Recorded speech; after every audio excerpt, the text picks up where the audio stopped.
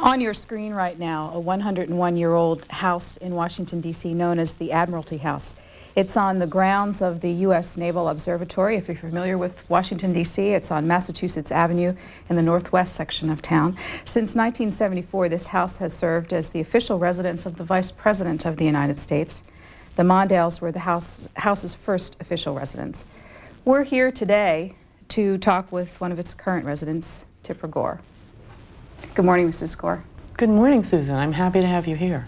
Thanks very much for inviting us. We're just a little bit past your one-year mark, and I'm going to start out this morning by asking you to reflect about your first year's experiences. I think they've been very positive. I'd like to say that I'm very honored to be in this position, and I think that the election of '92 was an election in which people stated clearly that they wanted a change in direction, and that is something this administration sees as its goal. I've been able to work on issues that I've long been involved in, and it's a real privilege and an honor to be able to live in this house that you showed and to be good stewards of it and to continue in public service.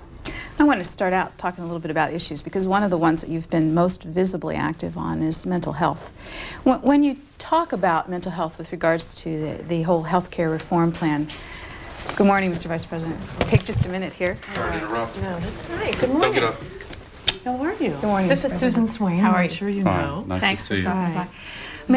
Since you're with us for just a second, I know you're on the way out the door, can I ask you to comment a bit on some of the news of the day? Could you comment on Mr. Cutler's appointment for us? Oh, I think he's a terrific appointment.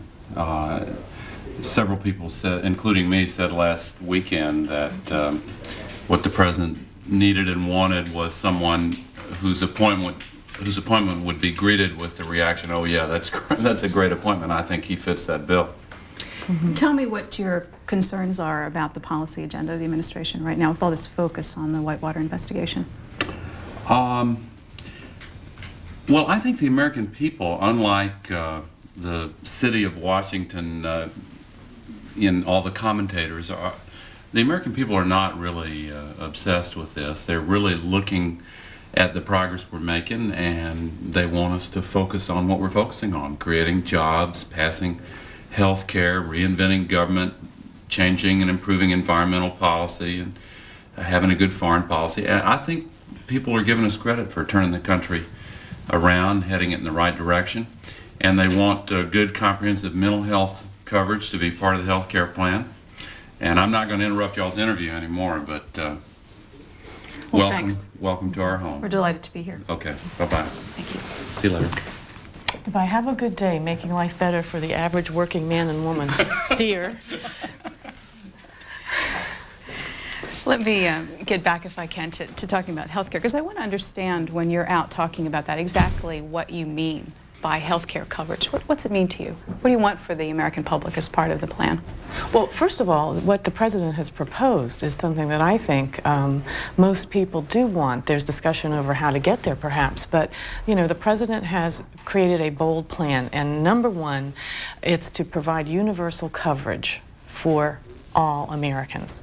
And right now we have a situation in which 37 million Americans have no insurance coverage whatsoever, when our city streets and our rural areas are filled with homeless people, often homeless mentally ill people, who obviously have no coverage whatsoever. So I think the first and most important goal has got to be to get to universal coverage. Every American should have the right to health care. That's number one.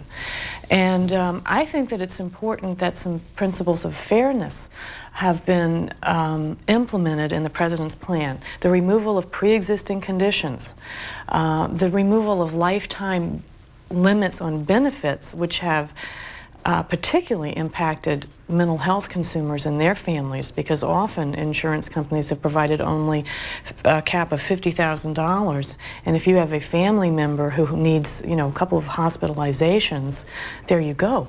You're up to the $50,000, and then you have to change jobs, you have to change insurance companies. So the removal of lifetime limits on benefits, I think, is extremely important. Portability, insurance that is going to stay with you from job to job. I think these are some of the principles that have got to stay involved in whatever the Congress does in working with the President's Health Security Act. And specifically, then mental health coverage. I'd like to talk to you about that. The former First Ladies were in town this week and Yes. campaigning specifically for mental health coverage as part of the overall health care reform process. Their message was it should even be more than what the current, the President's plan is asking for. Bring it in sooner, make it more comprehensive. What do you think about their proposal and their role in the debate? Well, I think it's interesting. First of all, let's talk about what is covered under President Clinton's Health Security Act in terms of mental health and substance abuse, because as you mentioned, Betty Ford is involved because of substance abuse, which is very important. And number one, for the first time ever, comprehensive mental health and substance abuse benefits are part of a comprehensive integral plan. That's in the President's Health Security Plan. Again, prescription drugs are covered, no lifetime benefits, no lifetime limit on benefits, and a phase-in of what we call full coverage with no limits on the number of days someone can be in a hospital, which do exist now, partially in order to give the country time to create the infrastructure, the community-based mental health service delivery centers that really do not exist now. If the President's plan is passed, it would go into effect itself in '96. Every American would have some sort of mental health and substance abuse coverage that's better than the average plans right now. And by January 1st, 2001, the coverage would be completely equal with all physical coverage, which I think is the correct goal.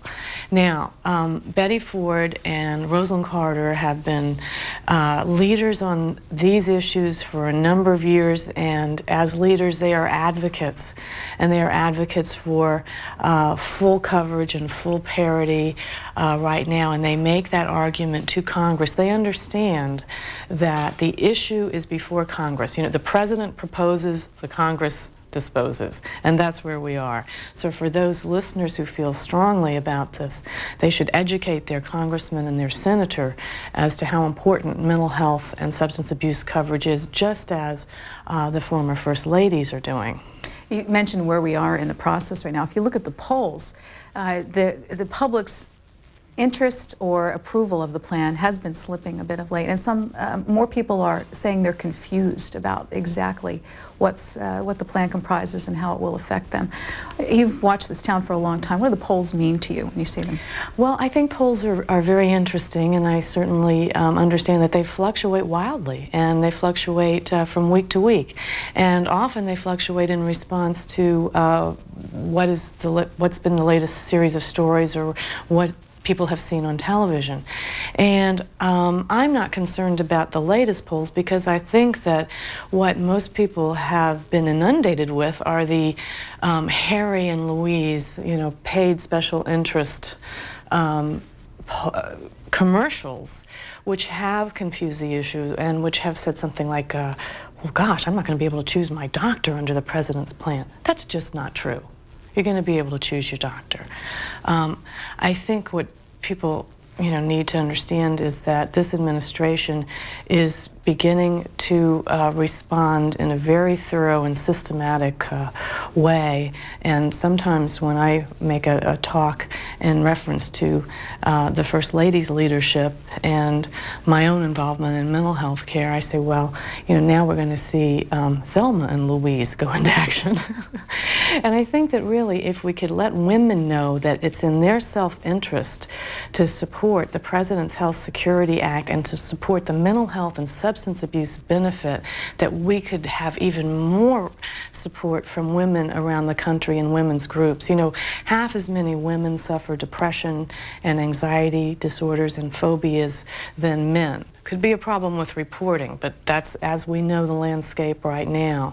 And as we know for years, many women have had problems with substance abuse. I mean, that's one reason Betty Ford is such a leader on this issue. And they have not been treated fairly by the medical community in large part. That's not true in every case, but often if a woman came in with a complaint, they would, give her a pat on the head and give her a Valium or whatever. And that's all got to change. And the President's Health Security Act says, look, we can emphasize prevention, intervention, education, and responsibility of the patient or the person for their own health. And all of these principles are a part of creating a new health plan.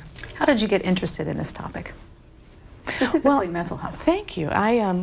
I first started off my college career majoring in early childhood education. I love children. I had a great psychology teacher, a Professor Judge at Garland Junior College, and he got me very interested in the subject. I went on to Boston University and majored in it, and did a work-study program at Boston State Hospital working with adolescents. Al and I married, and I thought, a BA is not enough. Married to this man, I need a master's. So I went back to school and got a master's degree in psychology. I mean, I'm kidding, obviously, but I thought that I would be a therapist, a family practitioner, or a therapist dealing with children. And I may still do that in my life. That is something that I feel very strongly about. As you've been traveling the country, talking about this and other issues, tell me a little bit about the experience for yourself. Do you actually get to talk to people? Oh, yes. As you move around, and what kind of experiences are you carrying away with that? Very rich, very valuable experiences. I went to Missouri after the flood, months after the flood, because I figured that would be the time when some of the serious emotional disorders would be setting in, and despair and depression, and perhaps some of the disturbances with children.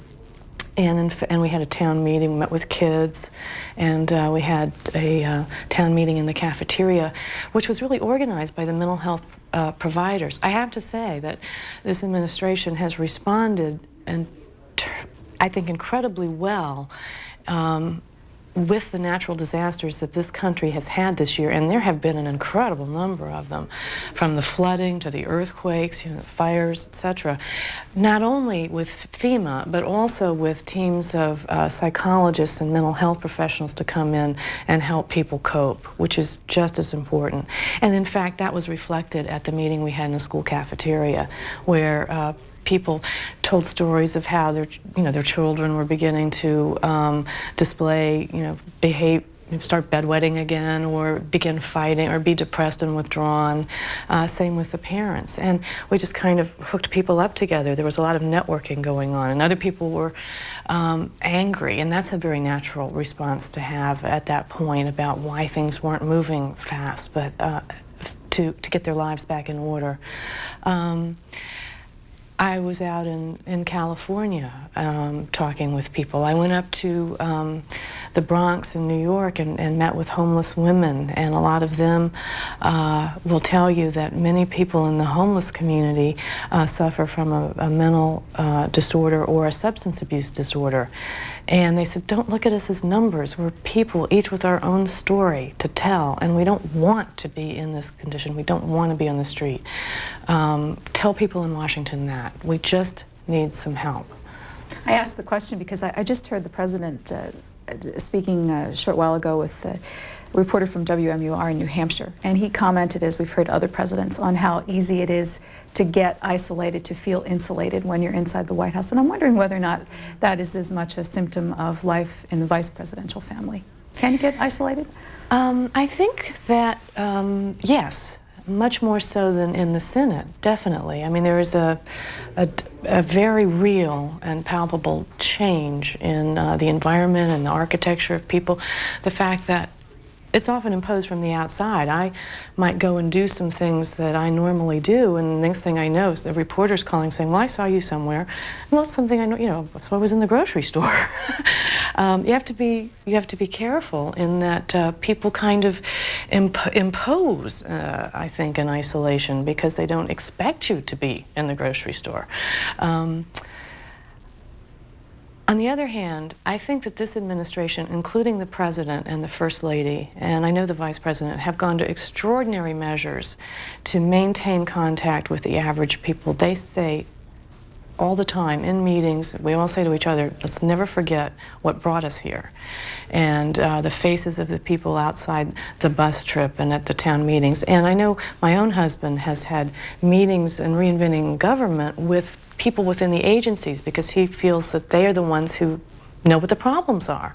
I think that's the general approach. Look at how Mrs. Clinton conducted the health care forums in, around the country. It was listening to people tell their story about what happened when their insurance ran out or they couldn't get insurance because they had a pre-existing condition. I mean, there was a live human being saying, you know, this happened to me and my family.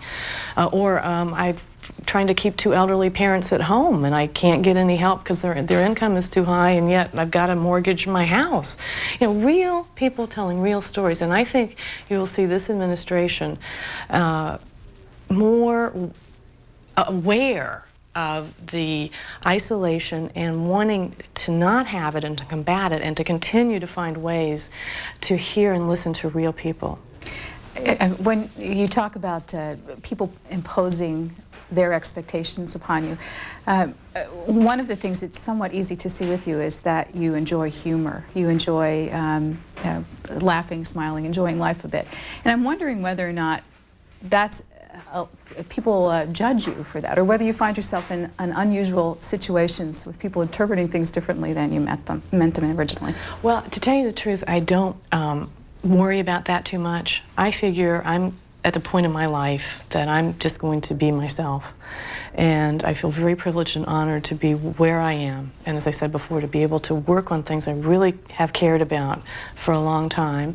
And you know, what you see is what you get, so to speak. You know, take it or leave it. I'm not really going to worry about it too much. With regards to the Vice President, there's an awful lot of discussion in this country, review of his image or persona. People remarking when he was on the evening, you know, the late night shows on the Reinventing Government issue, bringing humor to it. Does his discussion of the public him versus what you know of the private him, do you talk about that here with him? Here? No, this is a sanctuary. This is our home. We don't talk about really business-related things here. This is a time where the family's together and we can just relax. Does that description of him as sometimes stiffer, more wooden, that sort of thing, does it bother you anymore? It never bothered me. I think it's kind of desirable myself. You see, I see it as reserve. I think, again, it becomes some sort of lexicon within the media that gets repeated over and over, and it sort of becomes a thing and takes on a life of its own, as you know. And that can happen, and something can get attached to public figures. We all understand that here in this city. My goodness, if you let that bother you, you wouldn't, you know, you wouldn't get up every day. So that doesn't bother me at all. The particular thing of he's stiff, he's wooden, whatever, I see it as a reserve. He's always had it. I met him when I was 16 and he was 17. I find it comforting, and I find it symbolic of the fact that he's very resolute and very stable and very strong and very serious. It doesn't mean that that's all he is. He has another side, and he can be fun and has a great sense of humor. But I like the reserve. You comment about this place being a sanctuary. Does it feel like home here? It really does, because we've made it feel that way. I think because our family is as close and as strongly knit as we are, anywhere that we are is home, really. I think that for the children it's been a little more difficult. Not for our older girls. We have one in college, and she comes and goes, obviously, according to the schedule, the college schedule. Our son is 11, and I think he's missed being able to, you know, the neighborhood, the old neighborhood, where he could just zip out the front door and there were 5 or 6 little boys right down the street. And it's a little different. We have to have more pre-planning to get people over here or to get him into a real neighborhood. But they've all adjusted very well, and I think they all feel comfortable here and that it's home. It's even homier upstairs. Very homey. I mean, you should see the girls' rooms. Is this a working house? Are there offices as well as the residents here? Not in the sense of the White House in any way. This is really a home. There is an office in the back for the social secretary, and that really is kind of separated from the house. And upstairs, I have my computer and my office on the second floor where I can work at home. Otherwise, no. How large of a staff do you have? Let's see. I think I have around 6 or 7 people that are actually paid a little something. And the reason I say it that way is I'm so proud of my staff. They're tremendous. They do a great deal with very few resources, and we work very hard on a lot of these issues, and I also rely tremendously on volunteers. I know Mrs. Clinton and I have gotten a great deal more mail than had been processed before. And who helps us answer that? Volunteers. We have to organize them. The phone calls that come into the office are handled by volunteers. In other words, the point is, I really couldn't function without the wonderful volunteers that I have and the staff. I want to get back to the house for a minute. I remember past residents of this place complaining a bit about the fact that it was falling down around them, that the heating systems were bad, and that it was quite drafty and in great need of repair. It has, in fact, undergone quite a facelift in a renovation project, about $1.5 million I'd read in renovating. What's been done, and is it livable now? Well, first of all, everything you heard was absolutely true. When Mrs. Quayle showed me the house once before we moved in and before they moved out, she was very gracious to do that. I mean, she did point out the problems, and there was a leaking roof. There was a bucket in the middle of a hallway catching water during the time of the inaugural. The Navy, as you pointed out earlier, owns the house, is the landlord, takes care of the house. And no matter who is in it, they have a plan as to how to best take care of the house. Now, since it was 100 years old this year, they planned a major renovation of the infrastructure of the house, removing asbestos, lead pipes, switching from oil to gas, and making one system as opposed to sort of the patchworked systems for heating and cooling that had been done over the years, sort of administration by administration. And, or not by those administrations, but because of those administrations living in the house. It really desperately was needed. What I said was, instead of moving in and having this be a construction site, I would rather stay where I am in Arlington with my family. Plus I have a son who has asthma, who shouldn't even be around a lot of dust. Let the Navy do their thing and perhaps accelerate it, and then we'll move in. And they said, wonderful. And that way they really could do a great deal. We moved in, I think, July 1st this summer. And it's very livable, and it's very, the heating and cooling system works beautifully. I think they did an excellent job in a short period of time. Do you know how it was paid for, the renovations? I assume it was paid for from the Navy. When you move into... All of that is referred to the Navy. The Navy owns this house, and they are the landlord. When you walk around here, how much of this is the Gores, and how much of it is official residence? Well, we mixed in our furniture. A lot of our furniture is on the second and third floor. But in this room, for example, several pieces are our furniture, and several pieces were already here. I think, for example, that couch was a wonderful investment that Mrs. Bush made that stands up to being reupholstered quite a bit. That table is our table. That table over there is our table. The artwork that you see around is being graciously lent to us by the galleries here in town, for which I am very, very grateful. And it's all on the first floor, which can be used for official entertaining. One of the things you can't miss when you come in the front of the residence is a red drum set sitting right in the foyer. Well, that's true. Right next to the piano, we might add. The drum set is mine from years past, and my son is now taking lessons. and the girls have all taken piano, and one of my daughters is taking saxophone. So on any given night, there's a cacophony of sound coming from here. If one were to come after hours, 6 or 7 o'clock at night, and most of the staff had gone home, what kind of life would they find here? Probably a very normal life. Kids doing their homework, around the family room, a mother coming in and saying, "How long have you been on the phone? Time to get off. How much homework do you have?" Sitting down and eating. We usually eat up on the second floor together as a family. We have breakfast there. We have dinners there. Al can often join us. And then one nice thing about the vice presidency compared to life in Congress is that we spend more time together as a family on weekends. This is a bonus that none of us expected. So we've been able to take in a lot of movies.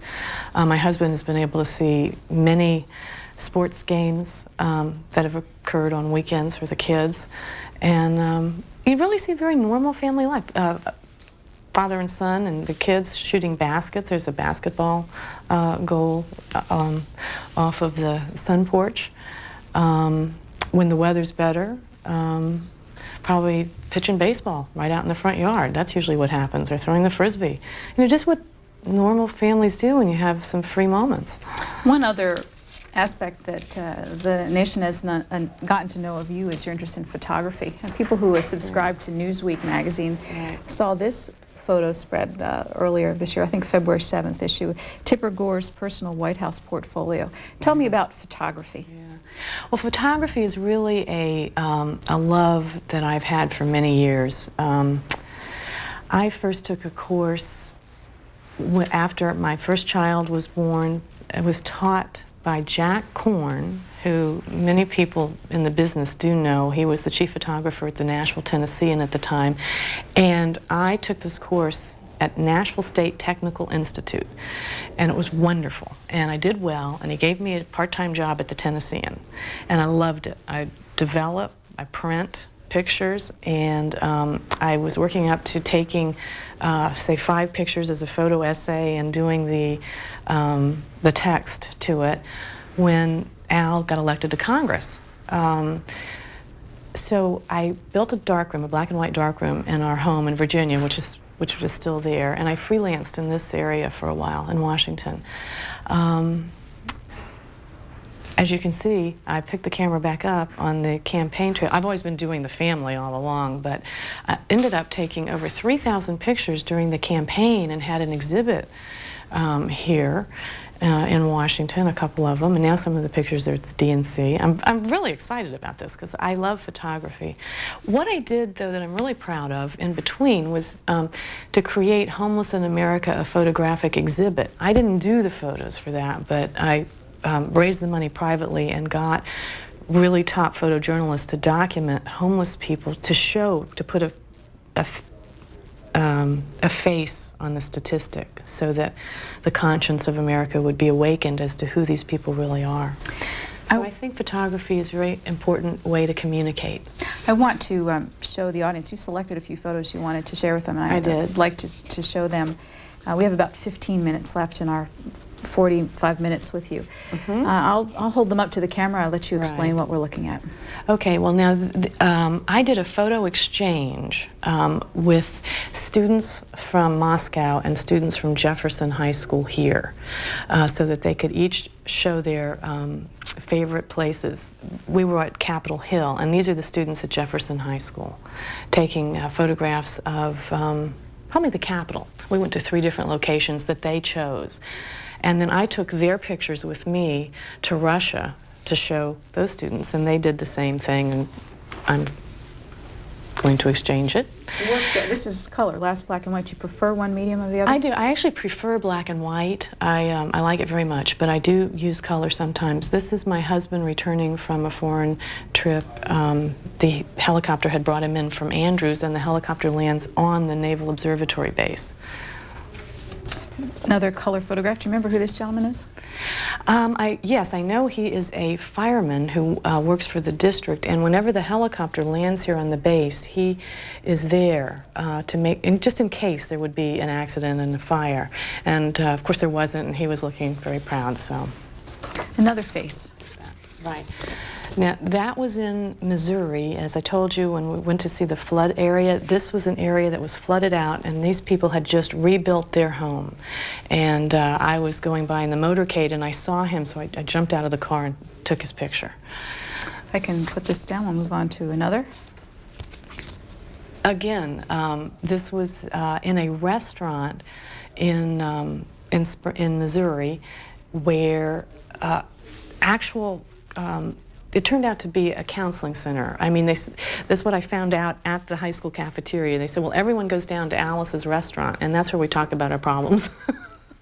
And that was a waitress there. Do people ever get copies of the photos you take of them? Yes. Yes, they all do.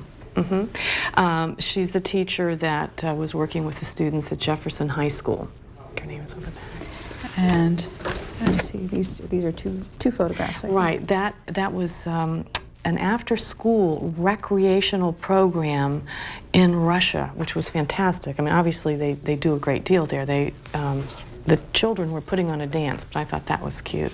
And this is the way one is greeted when one arrives in Kyrgyzstan, which is, of course, over near the Chinese border. And my husband and I took a trip to Kyrgyzstan in December.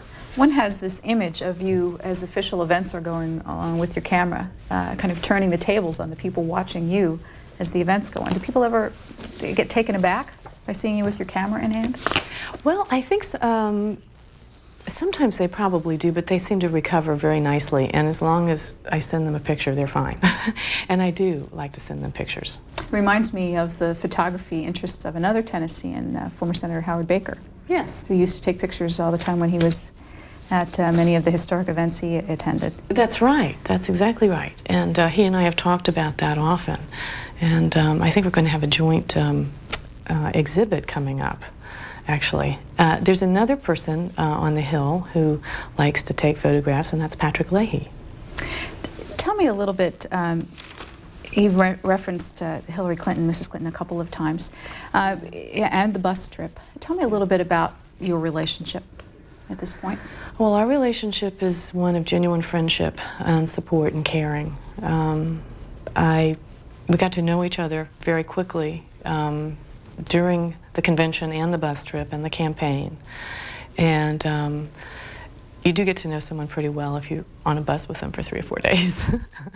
And I can say that I think she's an extremely impressive person. And I am very, very fond of her at this point. You know, it's really grown into a wonderful friendship and very supportive. A lot of discussion about what she has done to shape the role of the First Lady. When you watch how she's approached the job, what do you see? What are you learning from it? Well, I see someone who is very focused on and very task-oriented and is a very hard worker and who is deeply committed to making life better for children and families. And she sets out to do that. And I admire that. Right now, her focus is on her in another way, and that's because of some of the discussion about Whitewater and her role in that.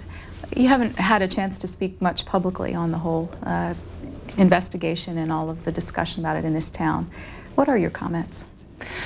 Well, my comments are simply that I think the administration has moved very quickly to set a high ethical standard, and there's no question about that, and the special counsel will do his job and all the questions will be answered.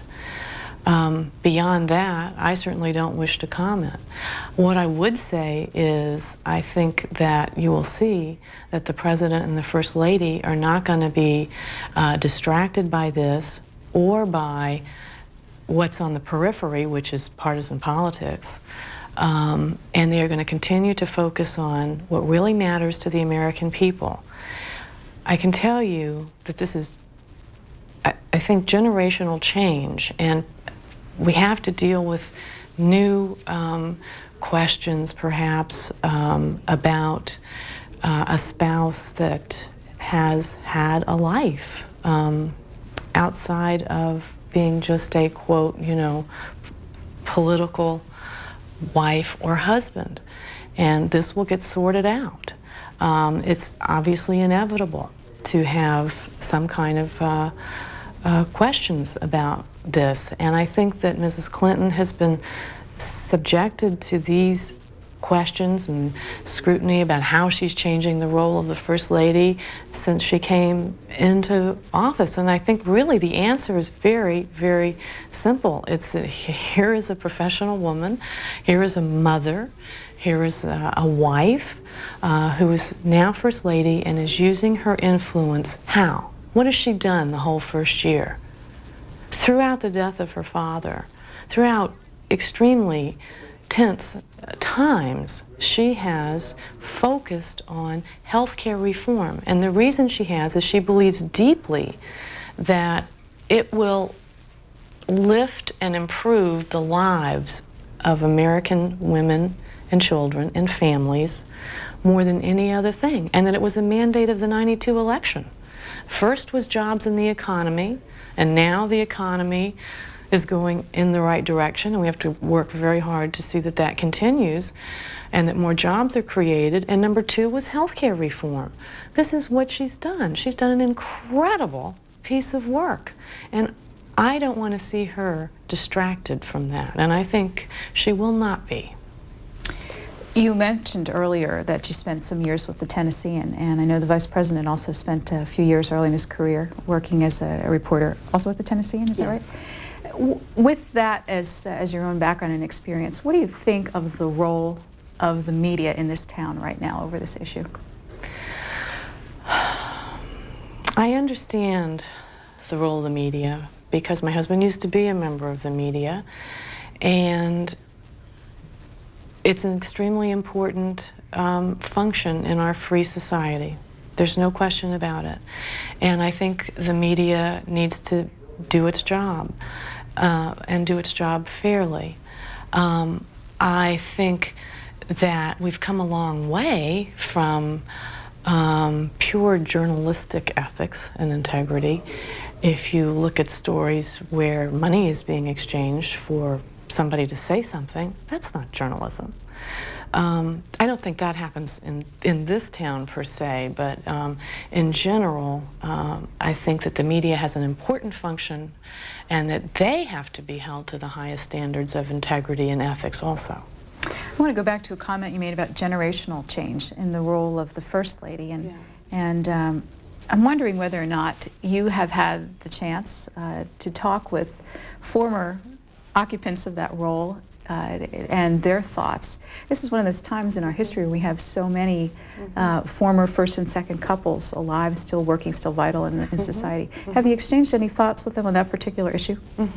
Well, we have. You know, the Clintons had a dinner at the White House some months ago in which the Fords came and the Carters came, and former President Bush came. I think Mrs. Bush was ill at the time, and it was really a fascinating discussion about the way things had changed. What you find is everyone is very supportive, and I think that I know I saw Mrs. Carter and Mrs. Ford the other day, and they said basically what I just said to you about the First Lady, that the role has changed, times change, you're always under the microscope, and just keep your focus, you know, and keep doing the work that you feel is important to do.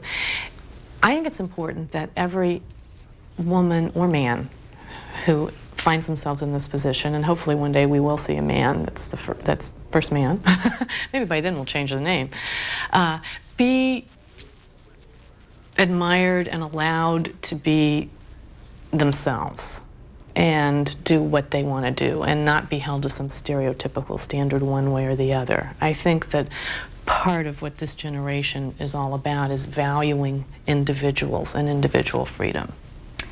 You talked about the fact that you grew up in Arlington, Virginia, right across the river from here. Had a long time to watch how this town operates. Probably have seen lots of people in this job that you now have, this role that you now have.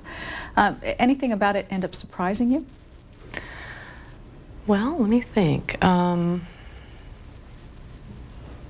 I suppose that the impact that every little thing you can do or say has surprised me and continues to surprise me. The other side of that is if you do focus and apply your energy to the issues that you care about, and I have done that in terms of giving a voice to those that I feel need the extra voice, the children or the mentally ill or elderly people, then that's a great gift and a great privilege. And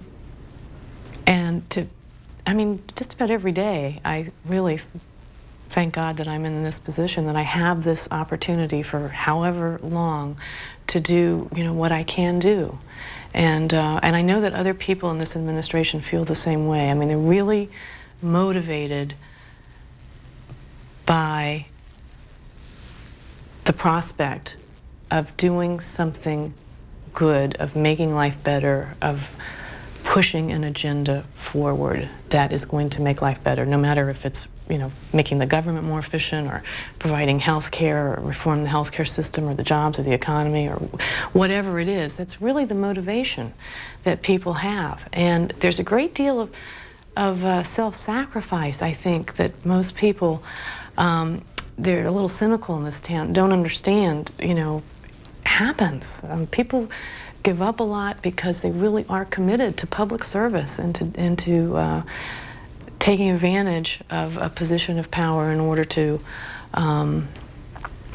do something better for people. We have a couple of minutes left. Remembering you talk about the house in Arlington, which you've really just left a short while ago. You've kept the keys to the house, I guess, while you've been here. Realistically, however, having come to a life like this and a position like this, can you see yourself going back to the little house in Arlington someday? Oh, sure.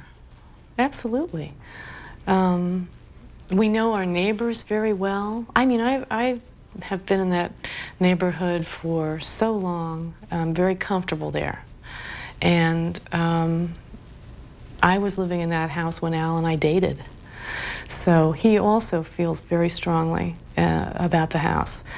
My grandparents built it in 1938. I can't ever sell it. I have to go back. Give me a glimpse of, we talked about typical days and typical evenings here, but tell me a bit about what you expect the next couple of months to hold for you. What's your schedule like? Well, what my schedule is like is very much focused on health care reform and educating the public. As you said at the very beginning, a lot of people are confused about this. What exactly is health care reform? And I think we need to be very simple in talking about it. Of course, it's before the Congress now, so it'll be talking to groups that are talking to Congress.